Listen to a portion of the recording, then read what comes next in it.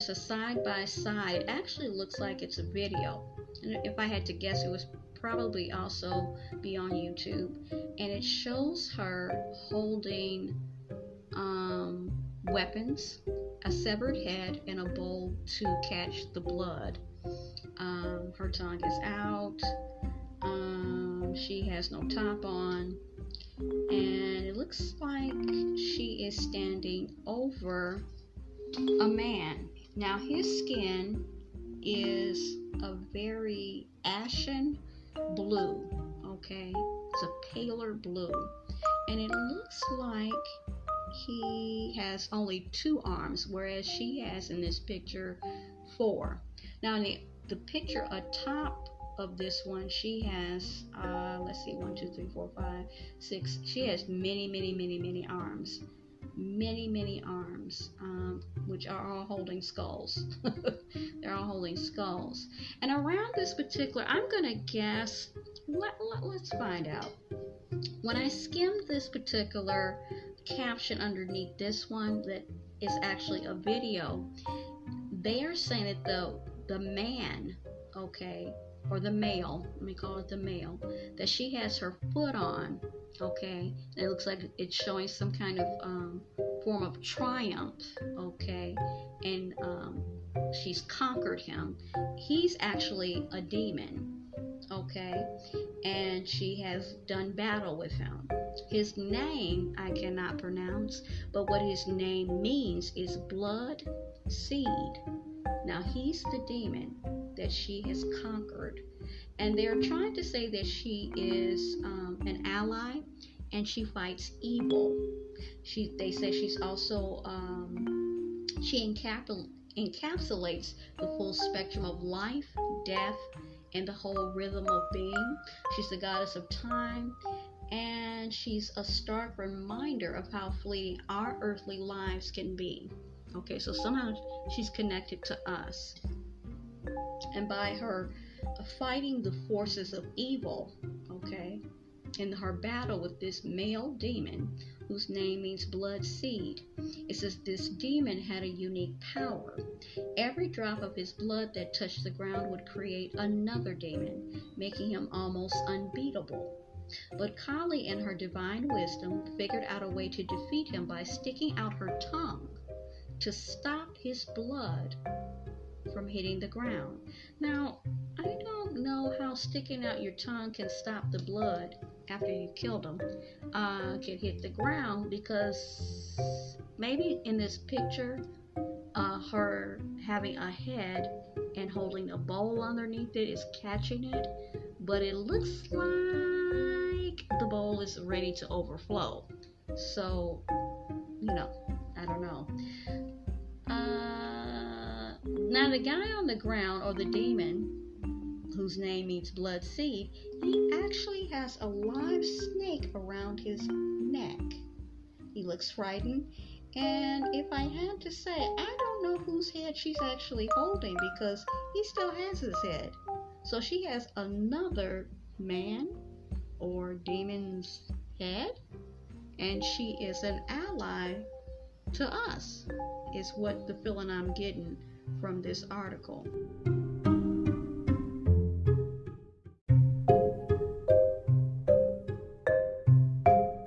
Now the article goes on to say that Kali's role in mythology is more than just a destroyer.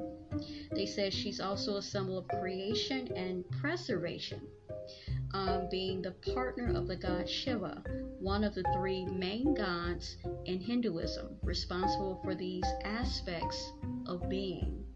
Her intense depictions, where she's seen wearing a garland of skulls and dancing on Shiva's lifeless body, okay, highlight the endless cycle of life and death.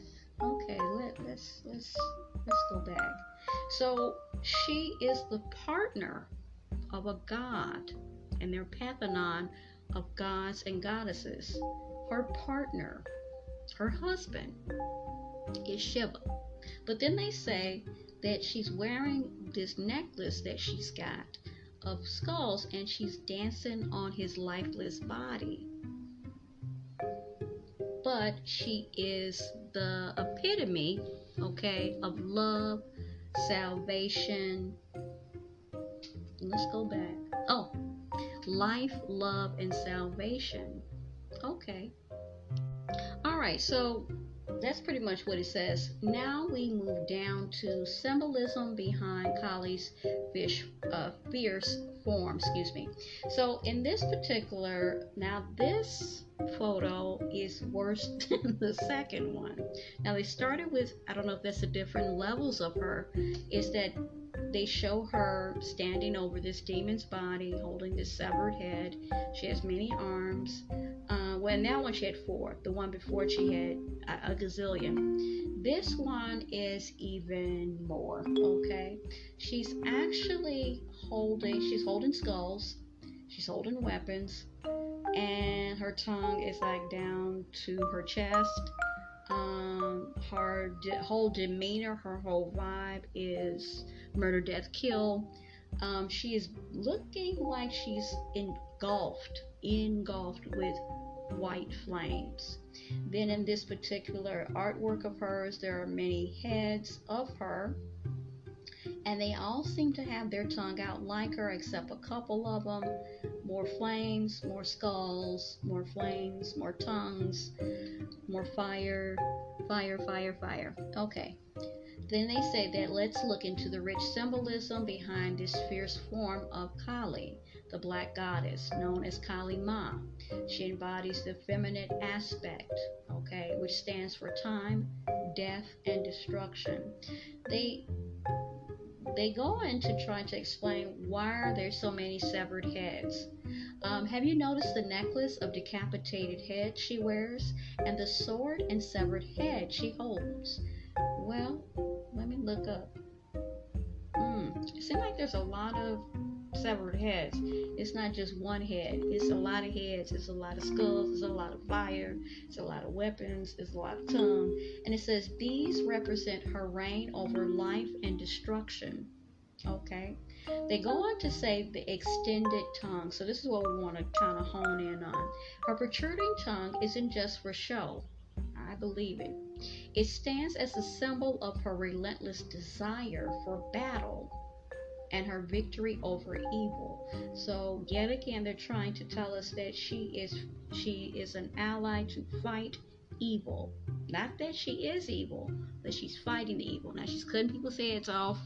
She got nothing but skulls, severed heads. But she's fighting the evil demons, and she killed her husband, Shiva, as she danced on his lifeless dead body. Okay. Let's see if it clarifies. Relationship with her husband, Shiva. Ever wonder why Shiva is lying under her feet? Well, they already said he dead, so I'm thinking, It signifies a balance of power and control, and Shiva acting as a calming influence on Kali's ferocity. She killed him. He is pretty calm because he's dead. And it says victory over the demon. Okay.